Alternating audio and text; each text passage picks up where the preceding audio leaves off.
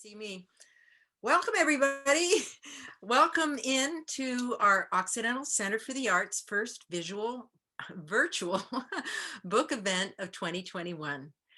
You know, it's a gorgeous day out there. I know. I just got back from a hike at Sugarloaf. So we thank you so much for coming indoors to join us for this book party. My name is Sue Pringle Cohan, and I'm privileged to chair our awesome literary committee and to host this afternoon's event. For over 10 years, our center has been the cultural cornerstone, it's a tongue twister, of our community, offering world-class music, dance, theater, written word, and visual arts. We've been here to educate, entertain, and inspire, supporting both local and global artists. We look forward to the near future when we can return in person to our center. Hopefully by this summer, maybe in the amphitheater. Cross your fingers. In the meantime, we carry on Zooming. We're very honored this afternoon to host Dr. Iris Jamahl Dunkle to our virtual stage.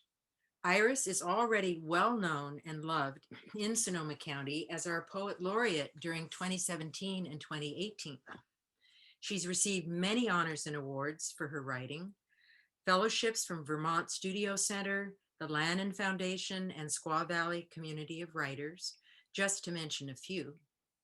Great news, her newest collection of poetry, West Fire Archive, is just being released from the Center for Literary Publishing and is available for pre-order through her website.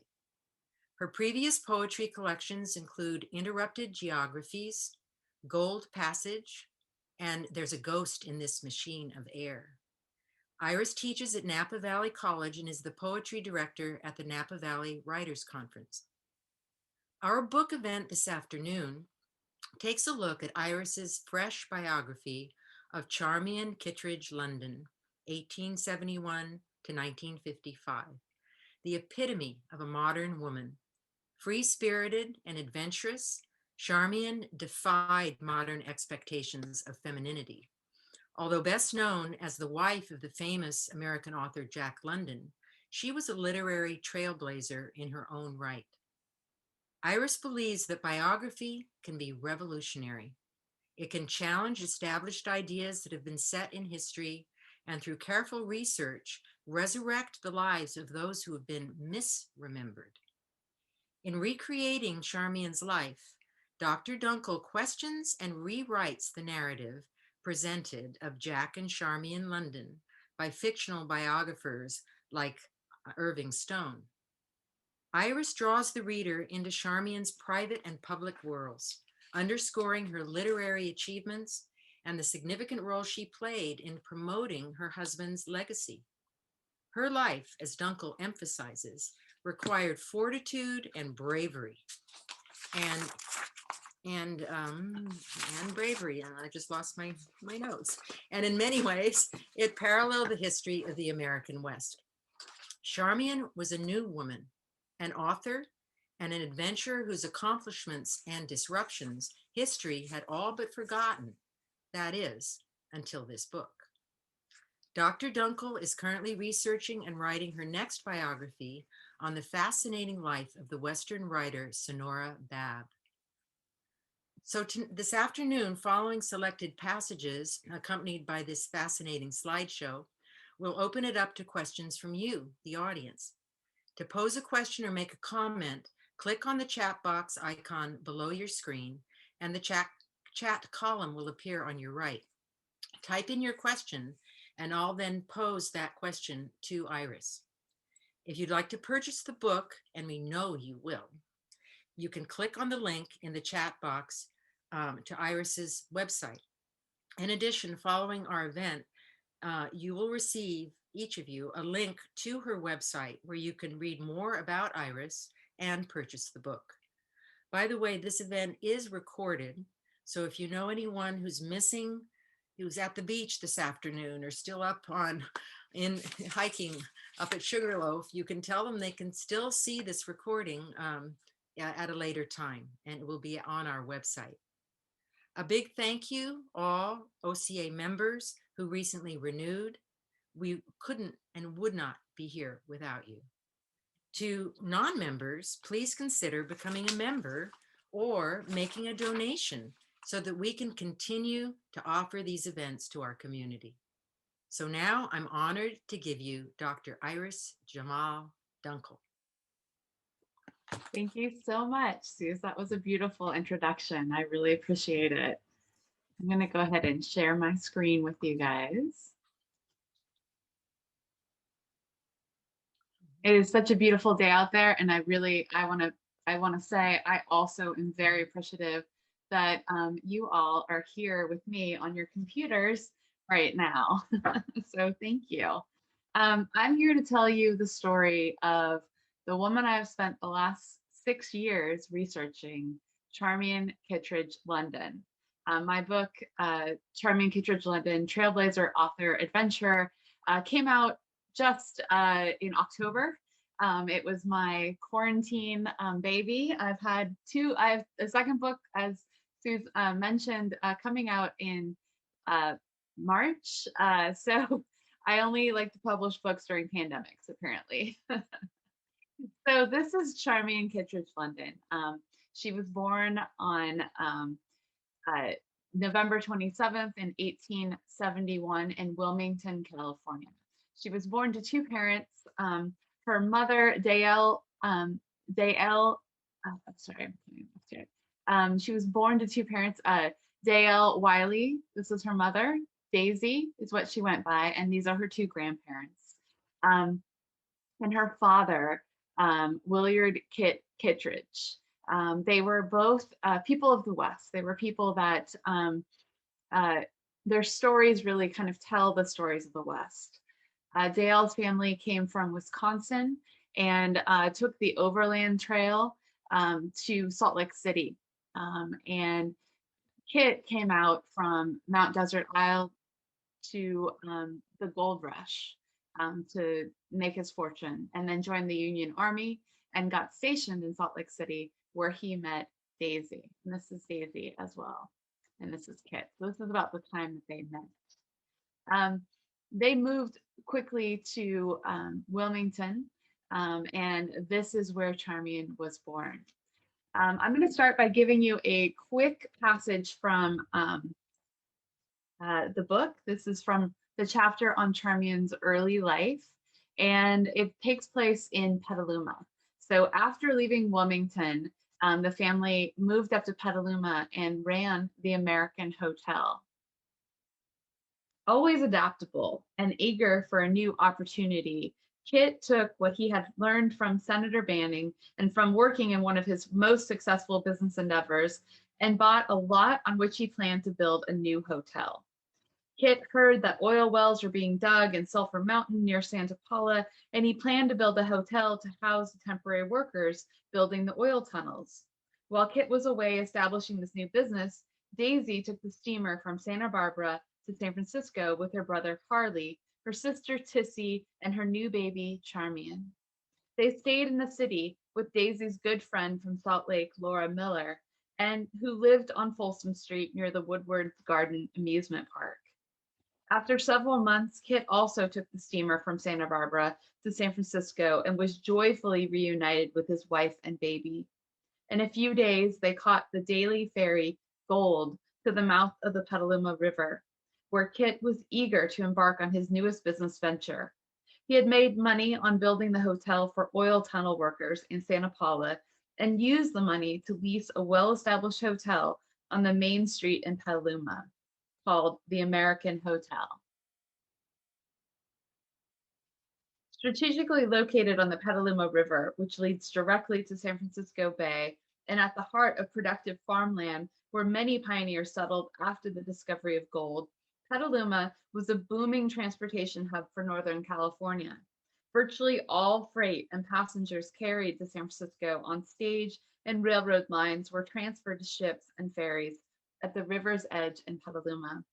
The three-story brick American Hotel had 50 rooms and was considered quite elegant. The local paper praised Kit's business, calling him, quote, one of the few good men who knows how to keep a hotel. Kit turned the American Hotel into a family-run business. He oversaw all operations and ran the bar and billiard room, while Daisy supervised the housekeeping. Kit hired Daisy's brother Harley to run the front desk at the hotel, and Daisy sent for her sister Tissy to help with the housekeeping. Their months in Petaluma were some of the happiest times Kit, Daisy, and Charmian spent together as a family. With the help of Daisy's brother and sister, they ran a successful business that attracted distinguished guests from far and near. They were no longer struggling financially. Kit bought Harley a new fashionable suit, and he hired employees to handle the laundry and cooking to free Daisy from the daily drudgery of household duties. On June 23rd, 1873, a bright Sunday morning, as citizens of Petaluma prepared to head to church, a fire destroyed the happiness that Kit and Daisy had built alongside their successful business. Suddenly, the loud cry of fire rang through the building. Kit and Daisy looked out of the window of their room to see fire spreading, quote, like lightning, up the street from the American stables. Kit ran to the iron window shutters and tried to secure them against the coming flames. Davy gave Harley her keys. Daisy gave Harley her keys and sent him downstairs to save as many of their things as possible, while she frantically gathered their clothing and belongings, including her writing and the $500 they had put aside in the safe. A good friend of theirs, probably with experience of fire of this kind, had the sense to pull his wagon up close to the hotel, which gave them a place to pile anything they could save. Fire wagons arrived to battle the immense flames that rose with the strong winds. By the end, the street was muddy and littered with broken and trampled belongings. Daisy and Charmian were led through back doors away from the fire and taken to the city hotel, where they were later joined by a weary and soot-covered Kit, who stayed to try to fight the fire.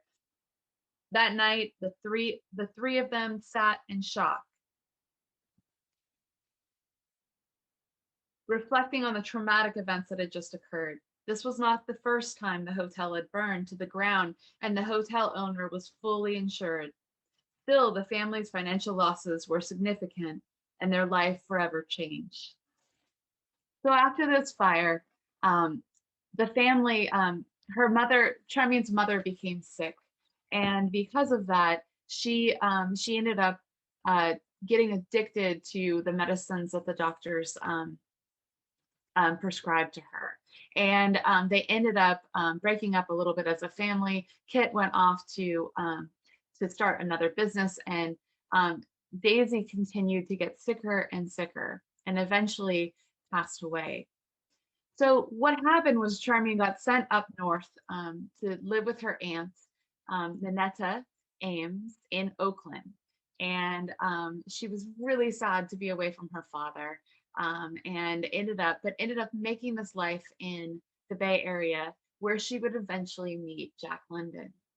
I wanted to start by telling this backstory so that you could understand that Charmian had such a big life outside of the main life that she is known for. So Charmian is mainly known as Jack London's second wife. But before she met Jack, Charmian had a rich life where she worked, after being raised in the Bay Area. She worked she went to Mills College, and which was at the time, it was one of the few colleges in the country that were accepting women. And so she ended up getting a job working for Susan Mills, who ran the college, and she worked as her secretary and got free tuition board for doing so. And so by the time Charmian left Mills, she had a college education. She got a job working full time as a stenographer at a shipping firm in San Francisco.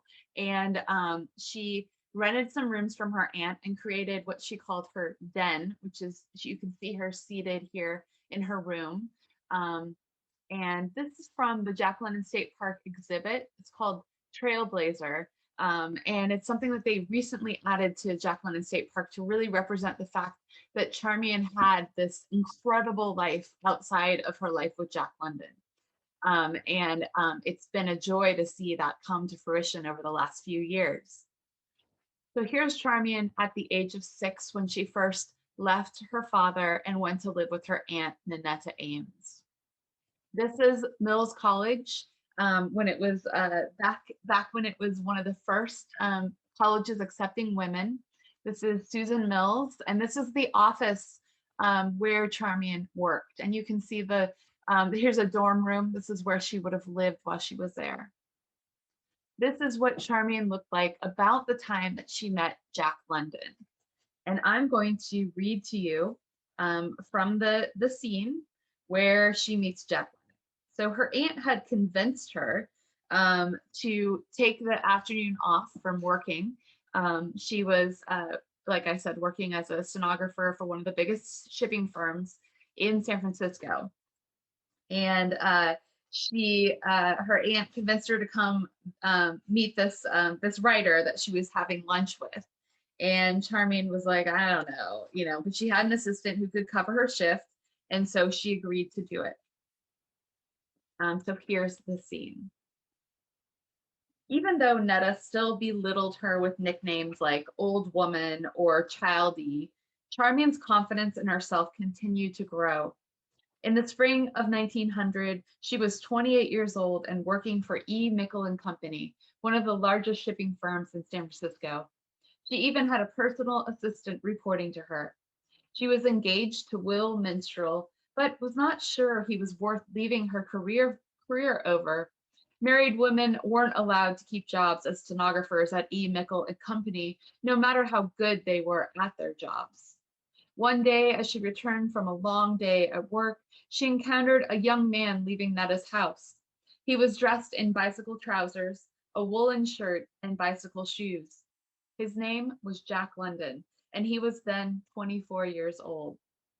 Charmian had overheard Netta and Roscoe discussing his Yukon stories, which had been appearing in the Overland Monthly magazine since January of 1899.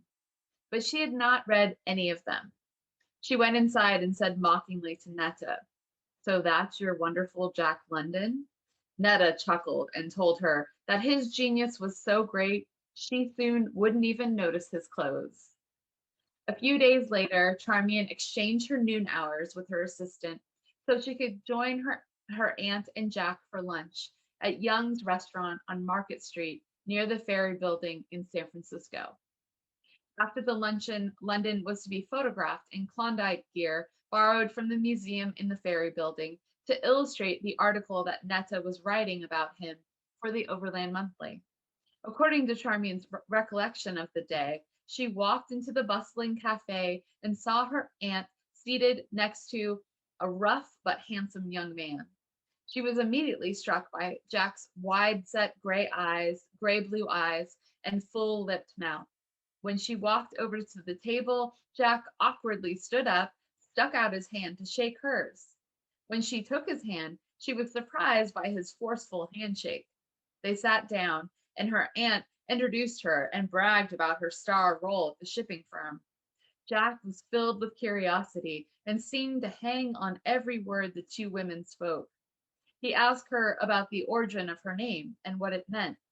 She explained that her mother was a poet and had chosen it because in ancient Greek it means what comes from joy.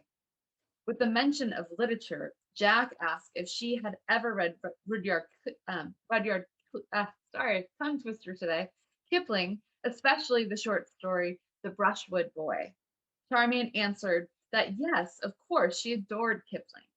When Jack asked what she was reading, Charmian told him Hardy's Tess of the D'Urbervilles.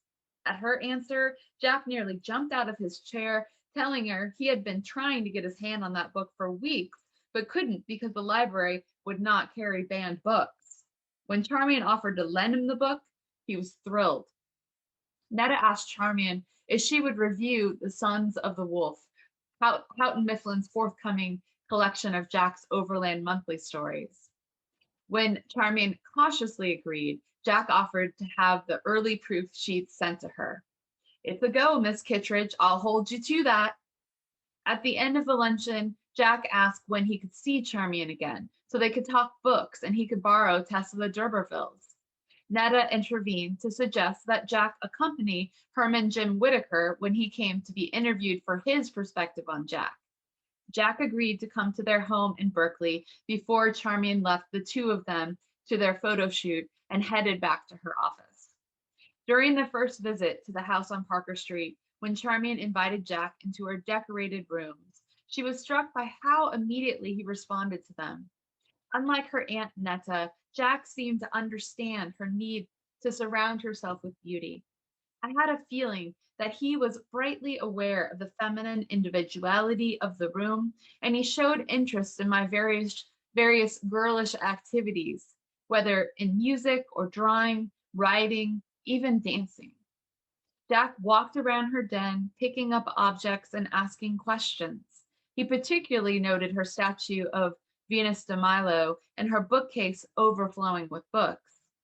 Charmian recalled, quote, his glowing eyes ranged rapidly over the volumes, and he seemed in a fine fervor, murmuring titles and authors or touching the backs with his small hands.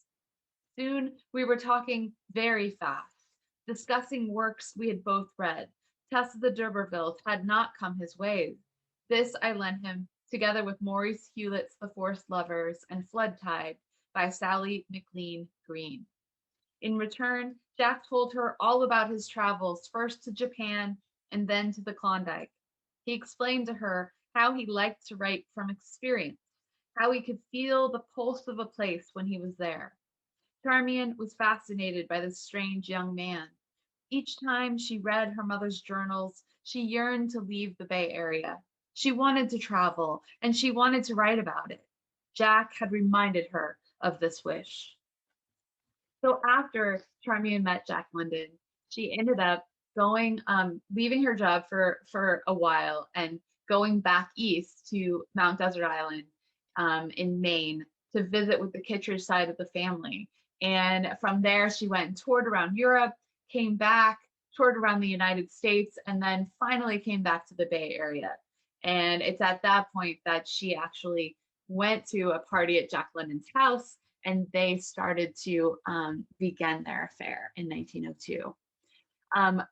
This book taught me a great deal about their collaboration together as a writing couple. As you can see from that scene I read, that Charmian and Jack had this intellectual connection. They called each other mate throughout their whole life, but they would discuss like any story Jack was writing. They read the same books and would have these great intellectual discussions about them.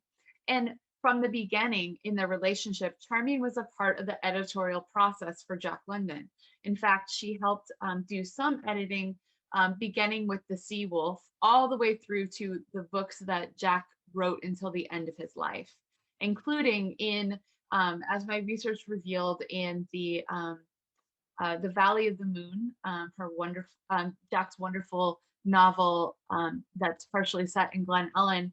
She wrote huge passages that he included verbatim of the descriptions of these all of these different sections of the story. So it was such a joy to be able to uncover not only the life of a woman that had been forgotten in history, but also to right this wrong that her voice and her creative partnership with Jack London helped him become who he was. So a lot of my book is giving back voice to Charmian. I'm just going to end with a few pictures of her. I hope you're thinking of questions so that I can answer them for you. But this is a picture of Charmian on her first horse, Belle, which she purchased with her own money. She's riding in the Oakland Hills. You'll notice she's riding astride. That means she's not riding side saddle. It was normal for women to ride side saddle at the time. And she thought that was ridiculous because you'd fall off the horse, right? And so she ended up, women couldn't buy pants at the time. And so she bought a skirt, cut it in half, and then sewed culottes out of it so she could ride astride. That way she could ride fast on the horse. Those were the kinds of things that Charmian did to fight against gender norms at the time. Charmian wasn't someone to follow the rules, And throughout her life with Jack London, she was actually the one seeking adventure as they went through their lives. And this is a quote from that I'm a Valkyrie. Supposedly, she rode past this young child in Oakland, and he remembered her shouting as she was galloping past on her horse, "I'm a Valkyrie," which I love that quote. This is her in Yosemite. She went on a 3-day ride to Yosemite with these luminaries from the Bay Area and from California, including the governor of California.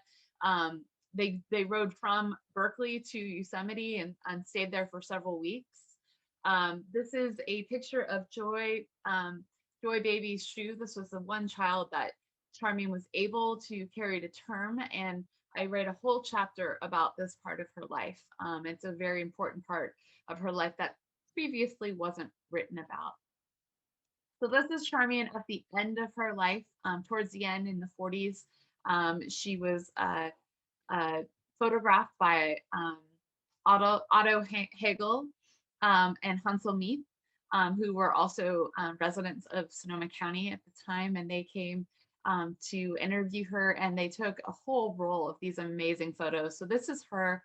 I like to call this picture "Smiling into the Ruins," and this is her at Wolf House, which is the house that she and Jack built that burned down just weeks before they moved in.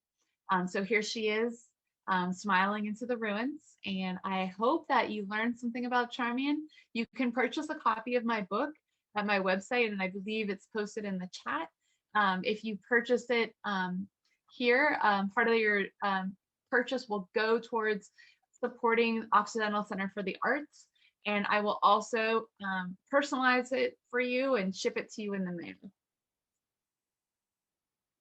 Thank you, Iris. You're welcome.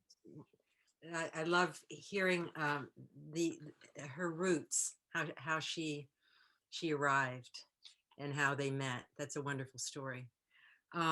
There we have a couple of questions. You may have mentioned it, but what did Charmian study at Mills? Yeah, she had a general education. Let me tell you exactly what she studied.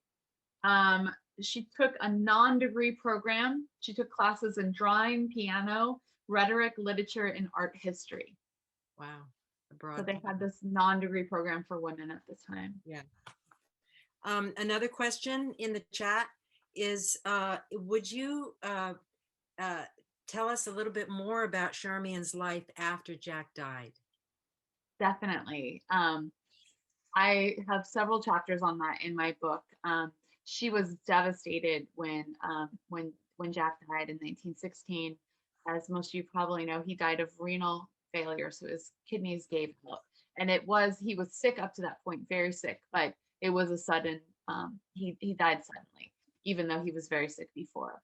Afterwards, she was really in this, like, she was of two minds. She was like a grieving widow, but also because being married to Jack London was difficult, right? He was a difficult man. And especially when he was ill, he was difficult. And by that time, she had really, really wanted to pursue her life as a writer. And so at the same time that she felt crushed by grief, she also felt like she was able to take off in this life of becoming a writer herself. And so she had already published at that point Log of the Snark, which is her book about their trip around the South Seas. So it's a wonderful book. In fact, this is what it looks like. You can get, oh, you can't really see it, but it's in print. You can get a copy. It's back in print. And you can buy it from Jack London State Park as well, which is a great place to purchase it. But after she published that, she kind of got a taste for the fact that she had been a writer before she met Jack. She did freelance articles for the Overland Monthly, and she wanted to pursue her life as a writer. And so she did. And she ended up writing 3 more books, 2 about Hawaii and another biography about Jack London. She also wrote many essays, including a very touching essay about George Sterling, their good friend who committed suicide and who was one of Jack London's best friends. Wow. So she was really prolific. You probably have already covered this next question and what you just said. Um, the question from Kathleen Kelly Marashi. Um, could you tell us a little more about her freelance work at Overland Monthly, book reviews as well as feature articles? And then could you tell us a little more about her writing, which you just did? How would you characterize her style, the Mm, subjects that she was interested in, and her literary legacy? Well, you've covered some of that. Um, yeah. but What maybe great questions, you guys. Wow. I love these questions. So she did do several freelance articles. She did not write that book review on Jack London's book. Actually, she chose not to because she was so impressed with his writing and just felt like she couldn't do it justice at the time. Mm, And so she didn't end up writing that one, but she did write a really touching um, essay about visiting this. She was also a pianist, and she visited this young pianist who was visually impaired, and he lived in Ukiah, and she visited him and wrote an essay about his brilliance as a pianist. He was like, I mean, like 6 years old and just a brilliant pianist. So there's a lot of different articles that she wrote like that. Another one she wrote that's really really important is in Sunset magazine. It's called Jack London Afloat, and it was when Jack and Charmian were dating. And it's kind of like a marketing piece for Jack London. It kind of like sets him up as an adventure writer. And she was really good at marketing his career. You know, that was part of what she did. Her writing style, she was at her best, she was a travel writer. Oh, she also wrote about all of the uh, World's Fairs, and she loved going to them, and she covered them in newspaper articles and different things like that. So, but her published work, like her book length work, were mainly she did her best work as a travel writer. She was so descriptive. If you read some of the passages in the Log of the Snark, they're poetic almost. But she was not a very good poet, I can tell you that. But her mother was. Her mother was a very good poet. huh. Uh, I another think I question answered all coming of that. in. I don't Uh, know if I answered all of it, but excuse me. oh, I'm not sure if I answered all parts of that question. I hope I did. It was a it was a good long question. Lots of facets. Another question coming in: was she politically active? That's a great question. Yes. As soon as Charmian got the right to vote, she voted socialist in all of the elections she was able to vote in. But as you know, in the early 1900s, women did not have the right to vote. California was one of the early states to um, provide women with that right. And as soon as she could vote, she voted socialist. It was something she was prior to meeting Jack London. It was something she had come across in the Oakland and Berkeley scene. Okay. Think so far that's all the questions. Um, oh, did she always live in the Valley of the Moon? That's a good question. No, she didn't. She she traveled a great deal. I mean, do you mean I think you mean after Jack's death, or Yes, so possibly, yeah. before she met Jack, she lived in Oakland and Berkeley, Right. and then traveled and then came back. And she and Jack, when they started, once he separated from his wife, they moved to Glen Ellen, and they lived in at a cottage at Wake Robin Lodge, which is at the bottom of Sonoma Mountain, right near Glen Ellen. It's actually a property that just got sold. It's been totally remodeled. Sadly, it's not its old self. But that's where they lived when they first lived there. And then they started buying properties up on Sonoma Mountain. The Hill property was the first one, which is where they ended up building Wolf House. They built a barn there, and they slowly started. They ended up eventually getting a property that had a small structure, an old winery, and they lived there, but they were traveling so much that they were rarely there for very long. If they weren't traveling around South Seas or around Cape Horn, They were on the Roamer, their little small um, boat, and going all around the Bay Area, all through the different waterways. So they were often not home. But when they were home, it was a very, Charmian was in charge of all of the entertaining, which was a lot of work. Um, there was a lot of parties at the London. Well, then this question may follow logically. How did she afford to build the House of Happy Walls? That's a great question. So the House of Happy Walls, which you see behind me, I'm not actually there, but I like to put that up because that was actually Charmian's house. She built that after Jack died. She used a lot of, she saved money. She built it slowly over 12 years. And she used the sales from uh, some of Jack's uh, books were sold to movies. She went got all of the was in charge of keeping his books in print. Like she worked very hard to keep his books going. That was half of what she did with her time after he died. And she used those profits to build her dream home, which was she envisioned it as a museum. And so she built it with that in mind. And the House of Happy Walls is a stunning house. It's been newly remodeled as a museum at Jack London State Park. If you haven't been, I know you can't go in it right now, but when COVID's over, you can go in it and check out their new exhibits. It's just stunning. But the way she afforded it was she did it slowly. She was totally a part of the process. Downstairs was like there was a room that's now where they sell all of the books and things like that. That was called the Jack London room, and she had it set up with his old office and with all of his books and artifacts. And then her quarters were upstairs. There was even a secret passage. There's a secret passageway from that room that goes up to her quarters. It's a little hidden. You open the bookcase and there's a hidden passageway with a staircase, and her room was upstairs. And also what they used to call the guest quarters up there, but they weren't guest quarters, they were her offices.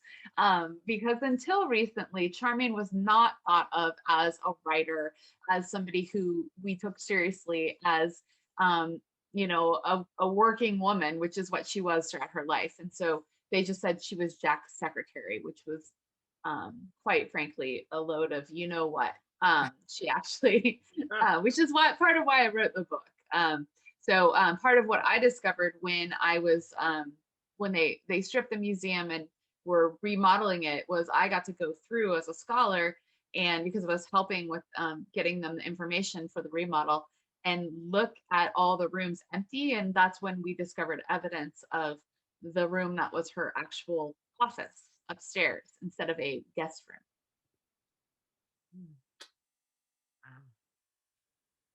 No, I haven't been there in a long time. I don't know that we have more questions. Anybody else? There have been some wonderful questions. Mary Lou, yours about where she always living in the Valley of the Moon, and David's yours about her being politically active. Anybody else with more questions? Well, I can just say without questions that I think it's really important to do this type of work. I know that many people believe in political acts, and I think, as you mentioned in my intro, that writing biography is really an act of revolution, because we assume that what we're told, what we grow up learning, is the truth. And I considered myself a feminist until I actually started doing the research and writing this book and doing the act of changing history in some way so that Charmian would get credit for the work she did. And I can say that now I feel like through that act, I've enabled change, and it makes me feel like I've just begun, and I can't wait to write more of these. So I do hope that that inspires you to go out and find the hidden stories in your lives, because there are so many. And it's not just, Charmian, whose story has not been told. Next up, I'll be working on the life of Sonora Babb, who's a woman who wrote about the Dust Bowl And she wrote an amazing novel called Whose Names Are Unknown that you can get from University of Oklahoma Press. And I have been teaching it for several years at Napa Valley College in my classes, because I grew up with my grandmother and grandfather came over in the Dust Bowl. And when I read The Grapes of Wrath, I went to them and I was like, oh my gosh, they wrote a story about our people. And my grandma was like, no, they didn't. That's a terrible book. It is totally wrong. And I was like, oh, grandma, like you're just being grumpy. But it turns out my grandma was totally right. So Steinbeck got it completely wrong. And because Steinbeck's, he set the actual Dust Bowl in the wrong counties where a Dust Bowl didn't take place. And so, and because his book came out, Sonora Babb's book about the Dust Bowl her contract was canceled, and it wasn't published until a year before she died in 2005. So stay tuned on that one. Hopefully it'll take less than 6 years to write the next one. I saw another question come up. Oh yeah, wait, hang on. I'm being, oh, how did the Beauty Ranch end up as a state property? That's a great question. So she actually had asked for that. That was part of something that in her will that she wanted it to happen. But Irving, so Jack London's sister-in-law, or not sister-in-law, stepsister, Eliza, had a son named Irving, and Irving Shepherd worked with the state to sell parts of the property to make them into a state park. So that's where that happened. But it all began long before. This was always Charmian's intentions from the House of Happy Walls. She wanted it to be this place where people came, but she wanted it to be a place that celebrated both their lives, right? Because she wanted her story to be known too. But because of the way things happen in our society, it was only Jack's story until quite recently, and her story's back. And Rosanna's question coming in follows on your mentioning of your next book, which we can't wait to read, about Sonora Babb. She says that it's actually, the library has it, and it's a great read. Oh, Whose Names Are Unknown? Or which one? Unknown, yeah. Oh, great. Yeah. Rosanna, I'm wondering which library, or just the Sonoma County Library System has it. Okay. Great. Yeah, I encourage you to read it. All right. Yeah, I'm really looking forward to hearing more about her life. And now another question coming in. What was your process in writing poems in your new collection about Charmian, written simultaneously while you were writing the biography? Just curious about your process. Were the poems that you've just published, are those about Charmian, or they're about the fires? Both. Yeah. So that's a really great question. As you mentioned in my intro, I am primarily a poet. I was Sonoma County Poet Laureate. I was during the 2017 fires, our first major fires, and that work led to part of the work in this new collection, West Fire Archive.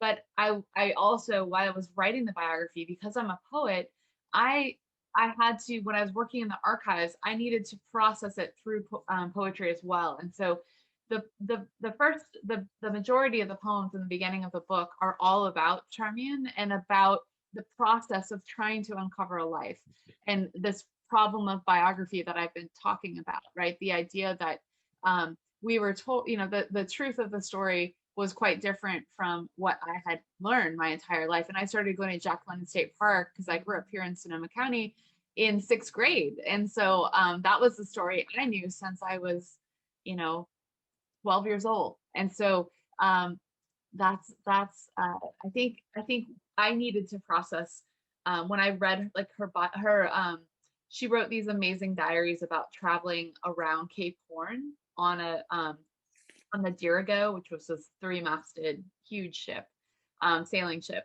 And the diaries were amazing, just gorgeous writing. And I think to process it, I had to write this poetry about it. And so that's where the the writing came from. So it's another form of biography that I was doing. And the middle section is more, so the book has 3 parts. The middle section is about autobiography. It's about going through the fires, like seeing our county go through that, but also losing my mother to ovarian cancer at the same time. And then the third section is about the question of the West, like the idea of this myth of the West that we have, that we grew up with. And interwoven into it all is the idea of how natural disaster is a part of our culture of the West as well. Wow. Oh, it's been such a tremendous afternoon with you, Iris. I really, really appreciate your coming to join us out here in West County. Although we're with Zoom, we're everywhere. We can be anywhere. I think I'm not seeing any further questions at this point. Let me just double check. I think we're done with further questions, and I just really appreciate your joining us. And I already have your book and am still reading it and enjoying it tremendously.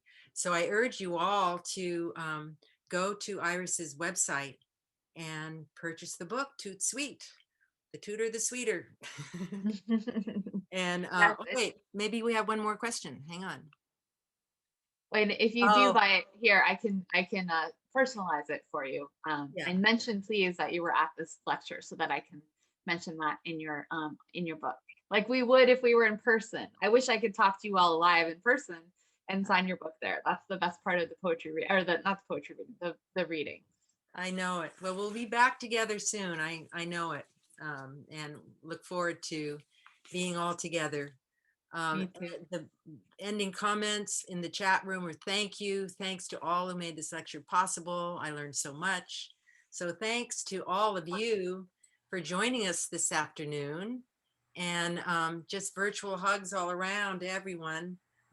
Stay safe, stay well. And next month, February 21st, Jonah Raskin will join in conversation with David Magdalene, who's here, I think, or was here, about his noir series and his latest, most recently published Dark Past, Dark Future. Sorry, but it's a continuation of his same heroine. And so that's Sunday, February 21st. And in March, we will be blessed with Elizabeth Heron's recent poetry collection, Insistent Grace. So more to come. And here's to a hopeful, healing new year. Thank you so much, you guys. And thank you to Tina as well for the tech support. Thanks for a wonderful reading. Bye, you guys. Bye.